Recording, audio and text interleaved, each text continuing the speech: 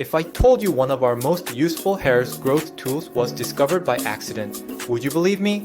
Minoxidil wasn't invented for baldness. It was a blood pressure drug. But patients started growing hair everywhere, and the rest is hair history.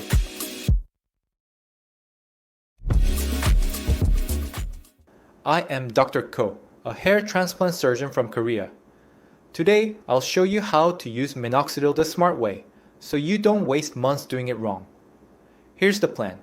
Quick history, how it actually works, who responds and why, topical versus oral options with practical dosing, side effects and myths, and exactly how I start patients in my practice. Let's go. Minoxidil began life as a treatment for high blood pressure. The surprise side effect was hypertrichosis, more hair growth. Doctors flipped the script. If it grows hair everywhere, can we direct that effect to the scalp? The answer was yes, and therefore, topical minoxidil became a cornerstone of non-surgical hair restoration. Mechanistically, minoxidil is a prodrug. It needs to be converted into minoxidil sulfate by an enzyme in your follicles called sulfotransferase. If that enzyme is active, you're more likely to respond.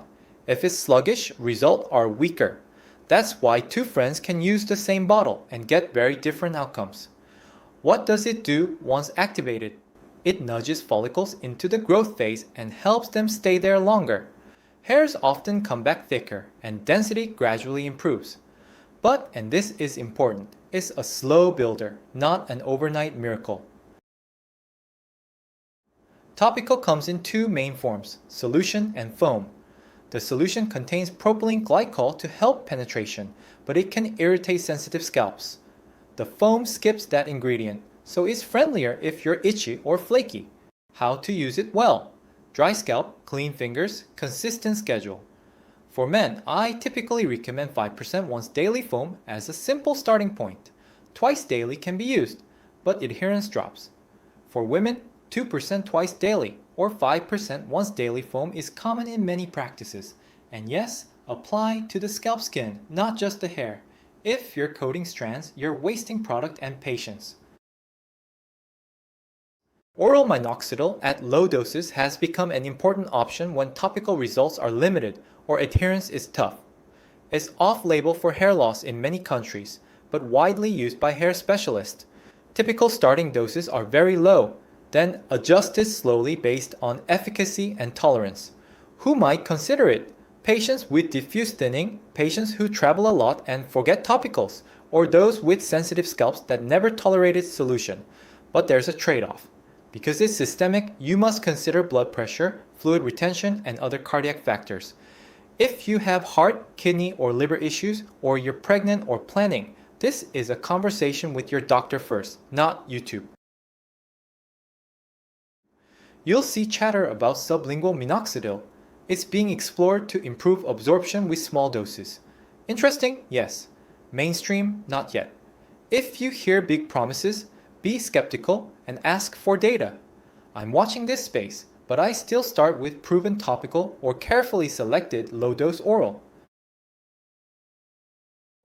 Topical minoxidil can cause scalp irritation, itching, or dandruff, often from the vehicle, not the drug itself.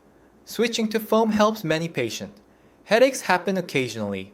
Low-dose oral can cause ankle swelling, increased facial or body hair, and very rarely changes in heart rate or blood pressure.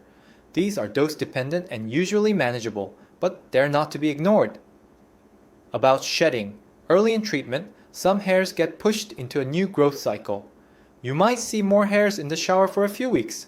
That's not treatment failure. It's often a sign follicles are turning over. And missing one dose won't make your hair fall out. This isn't Cinderella at midnight. Hair changes happen over months, not hours. Remember that sulfotransferase enzyme? It's a big part of the story. Some people simply activate the drug better. There's also product misuse, applying to hair shafts instead of the scalp, stopping too early, or constantly switching brands. One more pro tip. Certain ingredients like salicylic acid may inhibit that enzyme.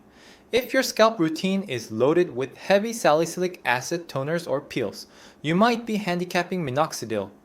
Keep your scalp care simple and supportive. Here's a straightforward approach I use frequently. Step 1. Start topical 5% once daily. Foam for sensitive scalps. Commit to 6 months before judging results. Step 2. Optimize the basics. Clean scalp, gentle shampoo routine, consistent sleep, stress control. These don't replace treatment, but they protect your gains. Step 3. Reassess at 3 to 6 months. If response is limited and you're a good candidate, discuss low-dose oral minoxidil. Start low, monitor blood pressure and any swelling. Step 4. Combine intelligently. Minoxidil pairs well with DHT targeting therapies like finasteride or dutasteride in the right patients, and with procedures like PRP. Combination therapy often yields the best long-term result, but it must be personalized. Months 1 to 3. You're building the foundation. Photos may look the same, or even slightly worse if you caught a shedding wave. Months 4 to 6. Miniaturized hairs begin to thicken. Coverage improves. Month 12. You can fairly judge your response.